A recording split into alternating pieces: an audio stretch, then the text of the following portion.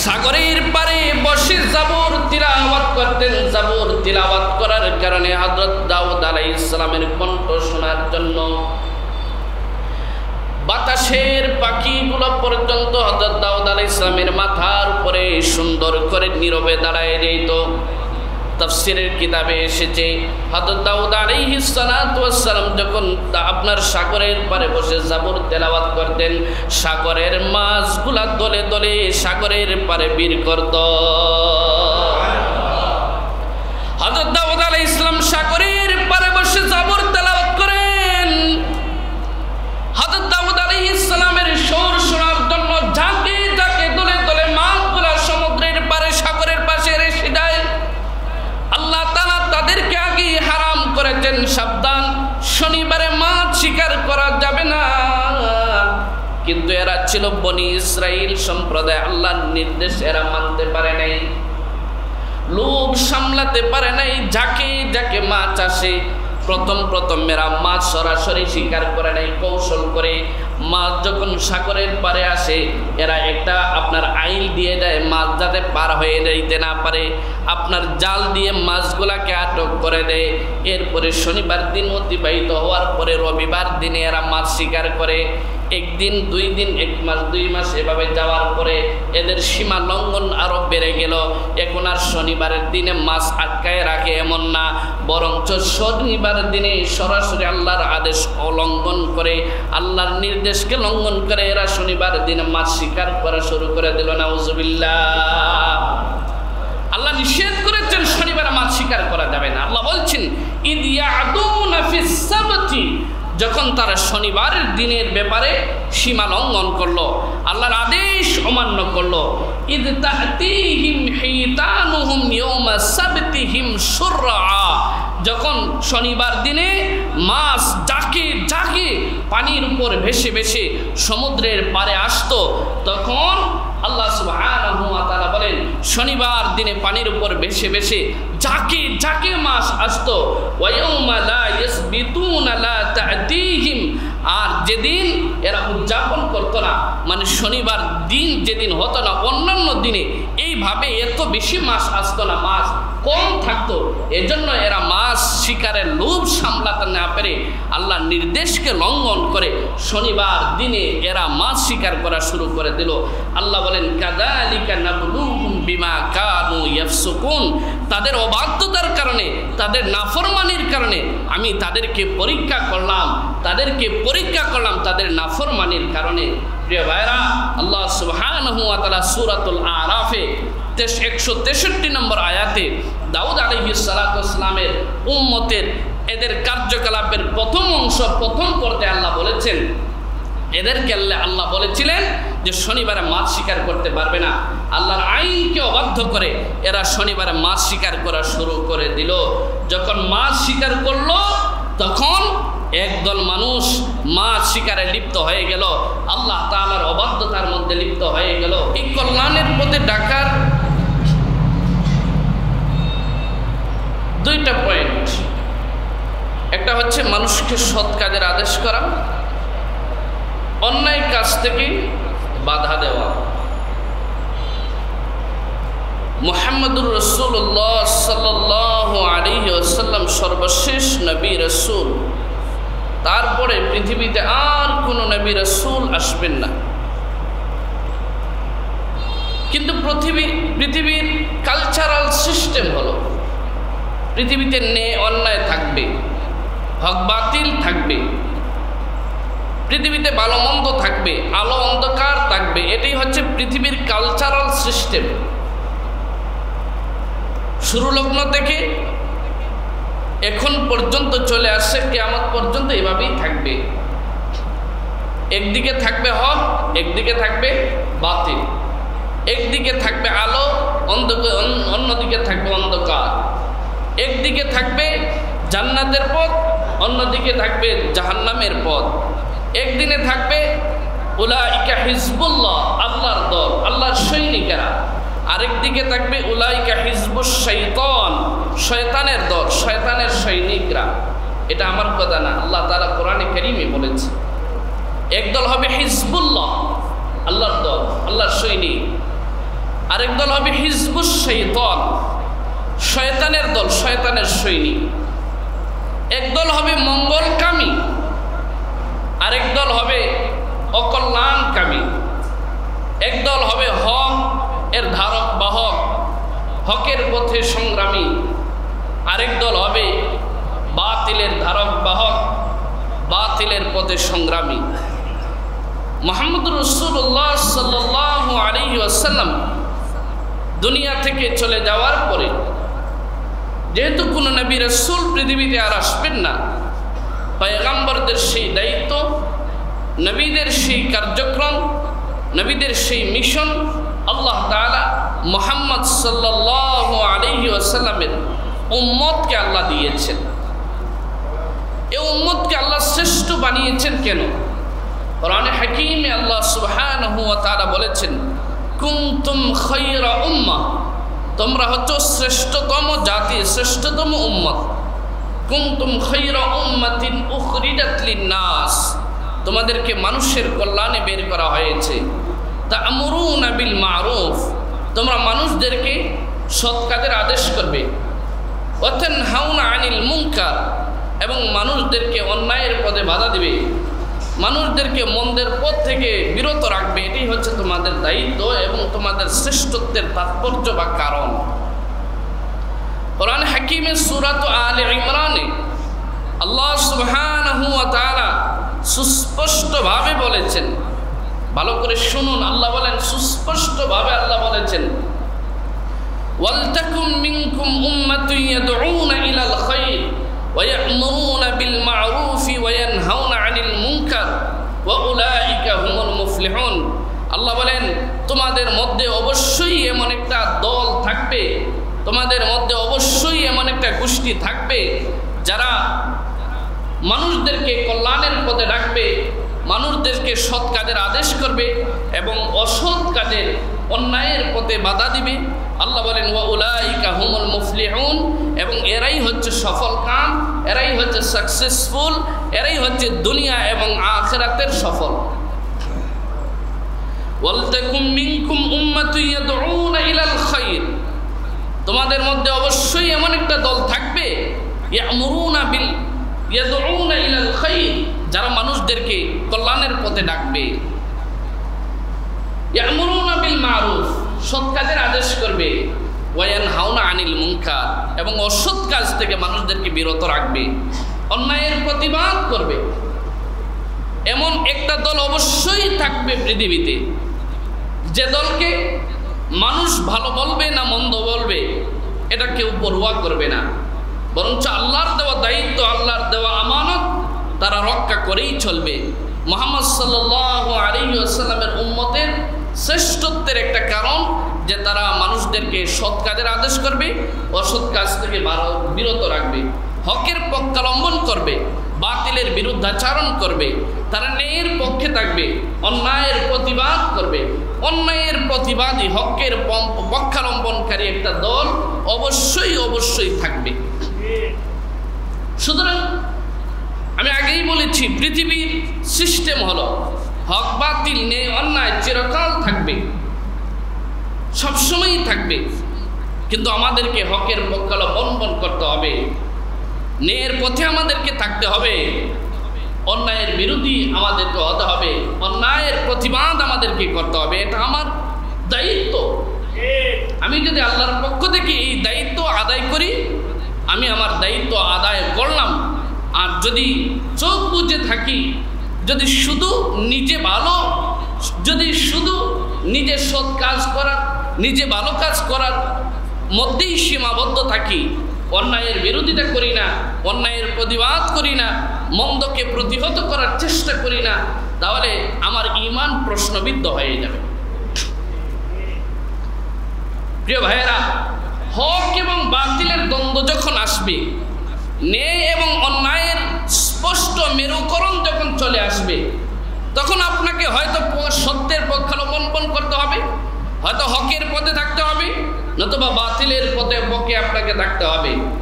হক এবং বাতিল স্পষ্ট হয়ে যাওয়ার পরে, ন্যায় এবং অন্যায় সুস্পষ্ট হয়ে যাওয়ার পরে, অন্ধকার এবং আলো সুস্পষ্ট সুস্পষ্ট হয়ে যাওয়ার পরে আপনাকে মাঝামাঝি অবস্থান নেওয়া, তৃতীয় পক্ষ হওয়া, কিংবা যেটাকে এখনকার সময়ে বলতে পারি সুশীল হওয়া, যে এটাও হতে পারে এটাও হইতে পারে, এই যে তৃতীয় পক্ষ অবলম্বন করা অথবা সুশীলগিরি করা, এটা ইসলাম সমর্থন করে না। এটার কোনো সুযোগ নাই। হক এবং বাতিলের দ্বন্দ্ব যখন আপনার সামনে আসবে, অবশ্যই আপনাকে হকের পক্ষে অবলম্বন করতে হবে, অবশ্যই বাতিলের বিরোধিতা আপনাকে করতে হবে। এটা আল্লাহ সুবহানাহু ওয়া তাআলা কোরআনে কারীমে আমাদেরকে বিভিন্ন সময়ে বিভিন্ন ঘটনার আঙ্গিকে আল্লাহ তাআলা আমাদেরকে বলেছেন। কোরআনে কারীমে যদি আমি আপনাদের সামনে এই ধরনের ঘটনা উল্লেখ করি, বেশ কয়েকটা কোরআনে বর্ণিত ঘটনা উল্লেখ করা যাবে যেখানে হক এবং বাতিল সুস্পষ্ট হয়ে যাওয়ার পরে আল্লাহ সুবহানাহু ওয়া তাআলার পক্ষ অবলম্বনকারী এবং শয়তানের দল, আল্লাহর দল, শয়তানের দল সুস্পষ্ট হয়ে যাওয়ার পরে এইখানে তৃতীয় পক্ষ হওয়ার কিংবা সুশীল সাজার কোনো সুযোগ নাই। আপনাকে অবশ্যই সত্যের পক্ষে দাঁড়াতে হবে, হকের কথা বলতে হবে, অবশ্যই আপনাকে অন্যায়ের বিরোধিতা করতে হবে, অবশ্যই বাতিলকে প্রতিহত করার চেষ্টা করতে হবে। এটা আল্লাহ তাআলার পক্ষ থেকে আপনার উপর, আমার উপর দেওয়া আল্লাহর পক্ষ থেকে দায়িত্ব। কোরআনুল কারীম সূরাতুল আরাফ, কোরআনুল কারীমের সূরাতুল আরাফ ভালো করে শুনেন। সূরাতুল আরাফের 163 নম্বর আয়াত থেকে নিয়ে আল্লাহ সুবহানাহু ওয়া তাআলা হযরত দাউদ আলাইহিস সালাতু ওয়াস সালামের সময়ের একটা ঘটনা আল্লাহ তাআলা উল্লেখ করেছেন। সূরাতুল আরাফের 163 নম্বর আয়াত থেকে নিয়ে এই ঘটনাটা কোরআনে কারীমের আরো বিভিন্ন জায়গায় আল্লাহ তাআলা আলোচনা করেছেন। হযরত দাউদ আলাইহিস সালাতু ওয়াস সালামের সময়ে তাদের কাছে, সে উম্মতের কাছে শনিবার দিনটা ছিল সম্মানিত। আমাদের কাছে যেমন শুক্রবার সম্মানিত, তাদের কাছে শনিবার দিনটা ছিল সম্মানিত।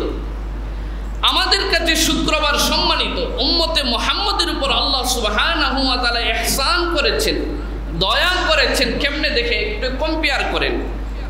দাউদ আলাইহিস সালামের উম্মতের সময় শনিবার ছিল তাদের কাছে সম্মানিত দিন। এই দিনে তাদের জন্য জীবিকা নির্বাহ করা, কোনো কাজকর্ম করা হারাম ছিল। পুরো দিন তাদের জন্য কাজকর্ম করা হারাম ছিল, জীবিকা নির্বাহ করা তাদের জন্য হারাম ছিল।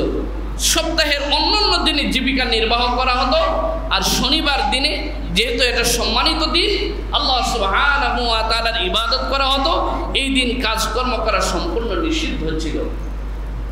কিন্তু আল্লাহ সুবহানাহু ওয়া তাআলা আমাদেরকে শুক্রবার দিন, জুমার দিন আমাদেরকে সম্মানিত দিয়েছেন। বলেন, আল্লাহ তাআলা পুরো দিন আমাদের জন্য কাজ কাম করা, ব্যবসা বাণিজ্য করা আল্লাহ হারাম করেছেন? হারাম করেছেন? আল্লাহ আমাদেরকে বলেছেন কি, ইযা নুদিয়া লিস-সালাহ ফাসআউ ইলা যিকরিল্লাহি ওয়া যারুল বাই'। যখন জুমার দিনে আযানের জন্য তোমাদেরকে ডাকা হয়, আযান যখন তোমার কানে আসে, সব কাজকর্ম বন্ধ করে দাও, দোকানের শাটার লাগিয়ে দাও, অফিস তালাবদ্ধ করে দাও। এখন আর তোমার কাজ করা উচিত নয়, এখন আর তোমার কাজ করা হালাল নয়, যতক্ষণ না পর্যন্ত নামাজ আদায় হয়েছে। ফাইদা কুদিয়াতিস সালাহ ফান্তাশিরু ফিল আরদি ওয়াবতাগু মিন ফাদলিল্লাহ। যখন জুমার নামাজ আদায় হয়ে গেছে, আবার জমিনে যার যার কাজে ছড়িয়ে দাও। তাহলে বলেন, আল্লাহ আমাদের জন্য জুমার দিনকে সম্মানিত করেছেন, অন্যান্য উম্মতের মতো সারাদিন আমাদের কাজকর্ম বন্ধ করে দিয়েছেন? আমাদেরকে আল্লাহ তাআলা ইহসান করেছেন। শুধু জুমার নামাজের সময়টুকু আল্লাহ তাআলা আমাদের জন্য বলেছেন যে নিরেট আল্লাহর ইবাদত করো, ওয়াজারুল বাই, ব্যবসা বাণিজ্য কাজকর্ম সব বন্ধ করে দাও। তো দাউদ আলাইহিস সালামের সম্প্রদায় শনিবার দিন ছিল তাদের কাছে সম্মানিত। সেদিন কাজকর্ম করা, জীবিকা নির্বাহ করা সম্পূর্ণ হারাম ছিল। এরা সমুদ্রের পারে, সাগরের পারে এরা বসবাস করত, সাগরের উপকূলে। এদের জীবিকা নির্বাহের প্রধান পেশা ছিল মাছ শিকার করা। এরা ছিল জেলে সম্প্রদায়, মাছ শিকার করে এরা জীবিকা নির্বাহ করত। এদের প্রধান পেশা ছিল জীবিকা নির্বাহ করা। যেহেতু শনিবার দিন এদের জন্য সম্মানিত, এজন্য আল্লাহ সুবহানাহু ওয়া তাআলা এদেরকে নিষেধ করেছিলেন যে শনিবার দিনে কোনো মাছ শিকার করা যাবে না। সাগরে যত মাছ আসুক না কেন, মাছ শনিবার শিকার করা যাবে না। মাছ শনিবারে শিকার করা তোমাদের জন্য হারাম। অন্য দিন মাছ শিকার করতে পারবে, শনিবার দিন মাছ শিকার করতে পারবে না। কোরআন কারীমে আল্লাহ সুবহানাহু ওয়া তাআলা সুস্পষ্টভাবে আল্লাহ তাআলা বলেছেন, ওয়াসআলহুম আনিল ক্বরিয়াতিল্লাতী হাদিরাতাল বাহর। আল্লাহ সুবহানাহু ওয়া তাআলা বলেন, ওয়াসআলহুম, ইহুদিদেরকে আপনি জিজ্ঞাসা করেন ওই জনপদ সম্পর্কে যে জনপদ সাগরের উপকূলে ছিল, সমুদ্রের পারে ছিল। ইদ ইয়াদুনা ফিস সাবতি, যখন তারা শনিবারের ব্যাপারে সীমা লঙ্ঘন করেছিল, আল্লাহ তাদেরকে বলেছিলেন শনিবারে মাছ শিকার করা যাবে না, কোনো জীবিকা নির্বাহের পেশা কাজ করা যাবে না। কিন্তু এরা শনিবার দিন সম্পর্কে সীমা লঙ্ঘন করেছিল। কি সীমা লঙ্ঘন করেছিল? তাফসীরের কিতাবে আসছে, দাউদ আলাইহিস সালাম সমুদ্রের পারে আল্লাহ সুবহানাহু ওয়া তাআলার দেওয়া কিতাব জাবুর তেলাওয়াত করতেন। আর দাউদ আলাইহিস সালাতু ওয়াস সালামের কণ্ঠস্বর সবচেয়ে চমৎকার কণ্ঠস্বর ছিল, সুন্দর কণ্ঠস্বর ছিল। ওনার কণ্ঠস্বরের পাগল মোহনীয় সুরে শুধুমাত্র মানুষ পাগল হতো না, অন্যান্য মাখলুকাত পর্যন্ত হযরত দাউদ আলাইহিস সালামের কণ্ঠস্বর শোনার জন্য পাগল ছিল। দাউদ পয়গম্বর শনিবার দিনে সাগরের পারে বসে জাবুর তিলাওয়াত করতেন। জাবুর তিলাওয়াত করার কারণে হযরত দাউদ আলাইহিস সালামের কণ্ঠ শোনার জন্য বাতাসের পাখিগুলো পর্যন্ত হযরত দাউদ আলাইহিস সালামের মাথার উপরে সুন্দর করে নীরবে দাঁড়ায় যেত। তাফসীরের কিতাবে এসেছে, হযরত দাউদ আলাইহিস সালাতু ওয়াস সালাম যখন আপনার সাগরের পারে বসে জাবুর তেলাওয়াত করতেন, সাগরের মাছগুলা দলে দলে সাগরের পারে বীর করত। হযরত দাউদ আলাইহিস সালাম সাগরের পারে বসে জাবুর তেলাওয়াত করেন। হযরত দাউদ আলাইহিস সালামের সুর শোনার জন্য ঝাঁকে ঝাঁকে দলে দলে মাছগুলা সমুদ্রের পারে সাগরের পাশে এসে যায়। আল্লাহ তাআলা তাদেরকে আগে হারাম করেছেন, সাবধান, শনিবারে মাছ শিকার করা যাবে না। কিন্তু এরা ছিল বনি ইসরাইল সম্প্রদায়, আল্লাহর নির্দেশ এরা মানতে পারে নাই, লোভ সামলাতে পারে নাই। যাকে যাকে মাছ আসে প্রথম এরা মাছ সরাসরি শিকার করে নাই, কৌশল করে। মাছ যখন সাগরের পারে আসে এরা একটা আপনার আইল দিয়ে দেয়, মাছ যাতে পার হয়ে যাইতে না পারে, আপনার জাল দিয়ে মাছগুলাকে আটক করে দেয়। এরপরে শনিবার দিন অতিবাহিত হওয়ার পরে রবিবার দিনে এরা মাছ শিকার করে। একদিন, 2 দিন, 1 মাস, 2 মাস এভাবে যাওয়ার পরে এদের সীমা লঙ্ঘন আরো বেড়ে গেল। এখন আর শনিবারের দিনে মাছ আটকায় রাখে এমন না, বরঞ্চ শনিবারের দিনে সরাসরি আল্লাহর আদেশ লঙ্ঘন করে, আল্লাহর নির্দেশকে লঙ্ঘন করে এরা শনিবার দিনে মাছ শিকার করা শুরু করে দিল। নাউজুবিল্লাহ।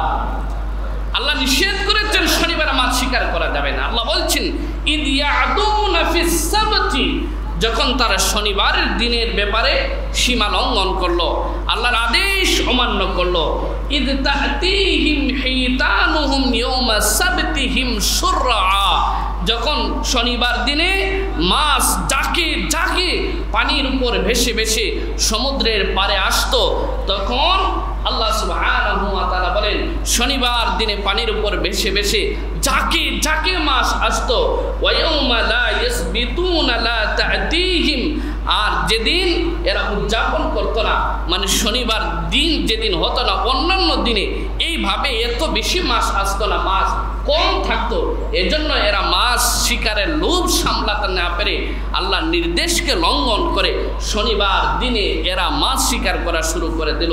আল্লাহ বলেন, কাযালিকা নাবলুহুম বিমা কানু ইয়াফসুকুন, তাদের অবাধ্যতার কারণে, তাদের নাফরমানির কারণে আমি তাদেরকে পরীক্ষা করলাম তাদের নাফরমানির কারণে। প্রিয় ভাইরা, আল্লাহ সুবহানাহু ওয়া তাআলা সূরাতুল আরাফে 163 নম্বর আয়াতে দাউদ আলাইহিস সালাতু ওয়াস সালামের উম্মতের এদের কার্যকলাপের প্রথম অংশ, প্রথম পর্যায়ে আল্লাহ বলেছেন, এদেরকে আল্লাহ বলেছিলেন যে শনিবারে মাছ শিকার করতে পারবে না। আল্লাহর আইনকে অবাধ্য করে এরা শনিবারে মাছ শিকার করা শুরু করে দিল। যখন মাছ শিকার করলো তখন একদল মানুষ মাছ শিকারে লিপ্ত হয়ে গেল, আল্লাহ তাআলার অবাধ্যতার মধ্যে লিপ্ত হয়ে গেল। বলেন সমাজের সব মানুষই কি খারাপ? সমাজের সব মানুষ খারাপ? সমাজের সবাই খারাপ না। যখন একদল মানুষ আল্লাহর অবাধ্য হয়ে গেল, সুস্পষ্টভাবে শয়তানের পথ অবলম্বন করলো, আল্লাহর নির্দেশকে অমান্য করলো, তখন আরেক দল মানুষ দাঁড়ায় গেল, মুমিনরা দাঁড়ায় গেল, তোমরা কি করছো? আল্লাহ নিষেধ করেছেন শনিবার দিনে মাছ শিকার করা যাবে না, না তোমরা মাছ শিকার করতে পারবে না, আমরা তোমাদেরকে বাধা দিব। কেন তোমরা মাছ শিকার করো? তোমাদের কথার তোমাদের এই কাজের আমরা প্রতিবাদ করব। আল্লাহ সুবহানাহু ওয়া তাআলা অবাধ্য যখন একটা দল হয়ে গেল, আরেকটা দল নাহি আনিল মুনকার, অন্যায়ের বিরোধিতার জন্য, অন্যায়ের প্রতিবাদের জন্য আরেকটা দল দাঁড়ায় গেল। যখন সমাজে সুস্পষ্ট এই দুইটা দল হয়ে গেল, এক দল আল্লাহর আইনকে লঙ্ঘন করলো, আরেক দল বলল যে আল্লাহর আইনকে তোমরা কেন লঙ্ঘন করলে, তোমাদের বিরুদ্ধে আমরা দাঁড়িয়ে গেলাম, প্রতিবাদ করলাম। তখন তৃতীয় আরো একটা পক্ষ তৈরি হয়ে গেল। পক্ষ হয়েছে কয়টা? একটা সরাসরি আল্লাহর অবাধ্যতায় লিপ্ত, আরেকটা সরাসরি আল্লাহ তাআলার নির্দেশ মানার জন্য নির্দেশ মানছি, যারা আল্লাহর নির্দেশ অবাধ্যতা করে এদের প্রতিবাদ করলো, এদের সামনে প্রাচীর হয়ে দাঁড়িয়ে গেল। তখন আরেকটা পক্ষ হয়ে গেল, তৃতীয় আরেকটা পক্ষ হয়ে গেল, তৃতীয় আরেকটা দল হয়ে গেল, যাদেরকে বলা হয় তৃতীয় পক্ষ, অথবা আমি আগে যে শব্দ বলেছি সুশীল, একটা সুশীল সমাজ তৈরি হয়ে গেল। এরা বলল কি? এরা একটা বয়ান তৈরি করলো, এরা একটা নেগেটিভ তৈরি করলো, আরে যারা মাছ শিকার করছে করতে থাকুক, ওরা নিজেদের পাপে নিজেরা মরবে, ওরা নিজেদের পাপে নিজেরা মরবে, ওরা অন্যায় করলে আল্লাহ এদেরকে শাস্তি দিবেছে, তোমরা এদের প্রতিবাদ করার কি বলেন? আছে না নেই?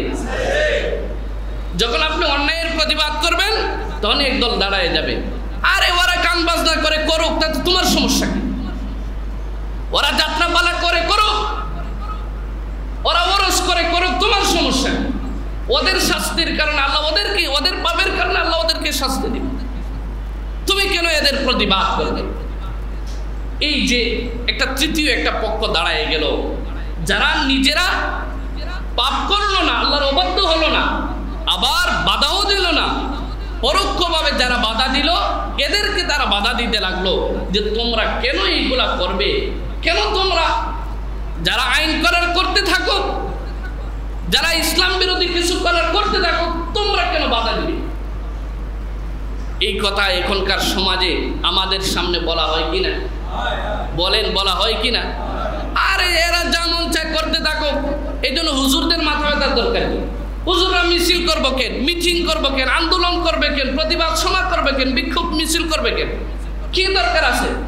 এরা যেমন চায় করুক, এজন্য এটা করা যাবে না। আমরা সুশীল, এদের পাবে এরা পাবে, আল্লাহর ইসলাম আল্লাহ হেফাজত করবে, আল্লাহর কোরআন আল্লাহ হেফাজত করবে, আল্লাহর দিন আল্লাহ হেফাজত করবে। মৌলবী সাহেবরা, আলেমরা কেন এটার প্রতিবাদ করবে? এটা এদের প্রতিবাদ করার দরকার নেই। যার যার পাবে, যার যার পাবে, যার যার কাজের প্রতিবাদ যার যার পাবে। কি বলেন? এই ধরনের স্লোগান, এই ধরনের একটা নেগেটিভ আছে না নাই? এই যে একটা পক্ষ তৈরি হয়ে গেল, তৃতীয় একটা পক্ষ তৈরি হয়ে গেল, এটা আমার কথা না, আপনারা বলবেন যে হুজুর বানায় বলছেন। আল্লাহ তাআলা সরাসরি কোরআনে এই শব্দগুলো বলেছেন, আল্লাহ কোরআনে সরাসরি এইভাবে বর্ণনা করেছেন। আপনি আমি মনে করছি যে হুজুর মনে এটা বানায় বলছে, শোনেন আল্লাহ 164-65 নম্বর আয়াতে কি বলছেন। আল্লাহ সুবহানাহু ওয়া তাআলা বলছেন, তাহলে দাউদ আলাইহিস সালামের সম্প্রদায়ের ভাগ হইল কয়টা? 3টা ভাগ হইল। একটা ভাগ সরাসরি আল্লাহর অবাধ্যতায় লিপ্ত, আরেকটা ভাগ সরাসরি যারা নাফরমানি করে এদেরকে কি দিল? বাধা দিল, প্রতিবাদ করলো। আরেক দল তৃতীয় পক্ষ হয়ে গেল, আমরা এদিকেও না এদিকেও না। আরে মৌলবী সাহেবরা জায়গায় থাকো, আপনারা নামাজ পড়বেন, মসজিদে থাকবেন, এইখানেই থাকেন, মিছিল মিটিং করার আপনাদের দরকার নেই।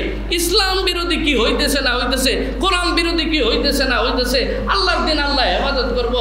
এরা মাছ মারতে থাকে, থাকো, এদের পাবে, এরা পায়, শাস্তি পাবে, আপনারা প্রতিবাদ করার কি বলেন? 3টা পক্ষ বুঝছেন? এবার বুঝছেন আল্লাহ তাআলা কি বলছেন। আল্লাহ তাআলা বলেন, ওয়াইদ ক্বালাত উম্মাতুম মিনহুম, যখন তাদের মধ্য থেকে একটা দল বলল, লিমা তাঈযুনা কওমানিল্লাহু মুহলিকুহুম আও মুআযিবুহুম আযাবান শাদীদা।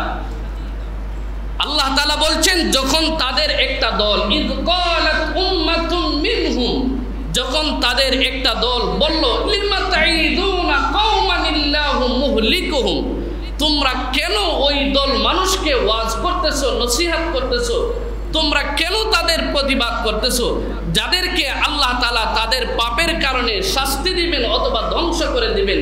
আপনারা কেন তাদেরকে ওয়াজ করতেছেন? আপনারা কেন প্রতিবাদ করতেছেন?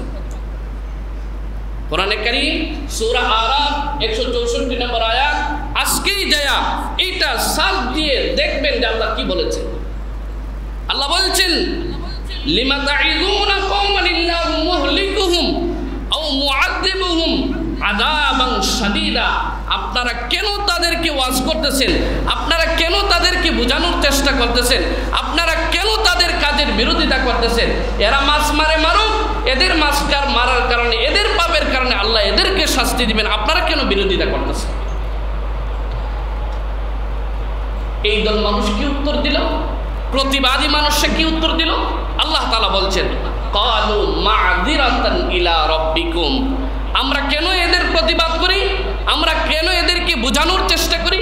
আমরা কেন এদেরকে নসিহত করি, ওয়াজ করি? মা'যিরাতান ইলা রাব্বিকুম, তোমাদের রব আল্লাহর কাছে যেন আমরা উযর পেশ করতে পারি। আল্লাহ, আমার চোখের সামনে অন্যায় হয়েছে, আমি চোখ বুজে থাকি নাই, আমার যতটুকু সামর্থ্য ছিল আমি এই অন্যায়ের প্রতিবাদ করেছি। আল্লাহর কাছে যাতে আমি দায়ী না হই, আল্লাহর কাছে যাতে আমি আসামির কাঠগড়ায় না দাঁড়াই, এই জন্য আমি আমার আসামির কাঠগড়া থেকে মুক্তির জন্য, আল্লাহ তাআলার কাছ থেকে দায় মুক্তির জন্য আমি প্রতিবাদ করি। এক নম্বর কথা। দুই নম্বর, ওয়ালাআল্লাহুম ইয়াত্তাকুন। প্রতিবাদ করি কেন, বুঝাই কেন? লাআল্লাহুম ইয়াত্তাকুন, হতে পারে এরা বুঝে ফেলতে পারে। অন্যায় করতেছে শয়তানের ধোঁকায়, আমি যদি বাধা দিই, আমি যদি তাদেরকে বুঝাই, লাআল্লাহুম ইয়াত্তাকুন, হয়তো এরা অন্যায়ের পথ থেকে বেঁচে আসবে, ফিরে আসবে। এই দুই কারণে আমরা অন্যায়ের প্রতিবাদ করি। এক নম্বর, আল্লাহর কাছে আমাদের দায় মুক্তির জন্য, যে আমরা শুধু নিজেরা অন্যায় থেকে বেঁচে থেকেছি এমন না, বরঞ্চ যারা অন্যায় করেছে এদেরকেও বাঁচানোর চেষ্টা করেছি আল্লাহর কাছে দায় মুক্তির জন্য। দুই নম্বর হলো, যাতে করে এরা অন্যায়ের পথ থেকে, গুনাহের পথ থেকে, পাপাচারের পথ থেকে বেঁচে যায়, এই জন্য আমরা অন্যায়ের প্রতিবাদ করি। বুঝতে পারছেন কথা? এরপরে আল্লাহ সুবহানাহু ওয়া তাআলা বলেন, এই তিন দল মানুষের মধ্যে একদল মানুষ সরাসরি মাছ শিকার করলো, একদল মানুষ এই অন্যায়ের বিরোধিতা করলো, প্রতিবাদ করলো, আরেক দল মানুষ তৃতীয় পক্ষ হয়ে গেল। লম্বা আলোচনা আছে, আমি আপনাদেরকে শুধু মূল পয়েন্টটা বোঝানোর জন্য আয়াতগুলো আনছি।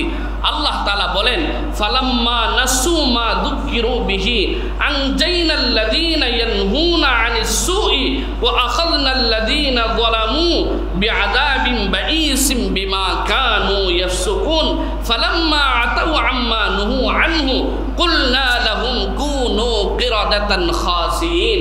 আল্লাহ তাআলা বলেন, এরপরও যখন অন্যায়ের প্রতিবাদ করার পরও যখন এরা অন্যায় থেকে বাঁচলো না, আল্লাহ তাআলা তাদের উপর শাস্তি দিলেন। আল্লাহ বলেন, ফালাম্মা নাসু মা যুকিরু বিহি, যখন আমার নির্দেশ এরা অমান্য করে ফেললো, আমার নির্দেশ যখন এরা মানলো না, তখন আনজাইনাল্লাযীনা ইয়ানহুনা আনিস সু, আমি ওই সমস্ত মানুষদেরকে মুক্তি দিলাম যারা অন্যায়ের প্রতিবাদ করেছিল, যারা নাহি আনিল মুনকার করেছিল, যারা অন্যায়ের বিরুদ্ধে দাঁড়িয়েছিল, শুধু আমি তাদেরকে রক্ষা করলাম, আর বাকি উভয় দল মানুষকে আমি নিকৃষ্টতম বানরে পরিণত করে তাদেরকে শাস্তি দিলাম। নাউযুবিল্লাহ। তাহলে বলেন, তিন পক্ষ মানুষের মাঝে আল্লাহ আযাব দিলেন শুধুমাত্র যারা অন্যায় করছে এদেরকে, যারা শুধু অন্যায় করছে এদেরকে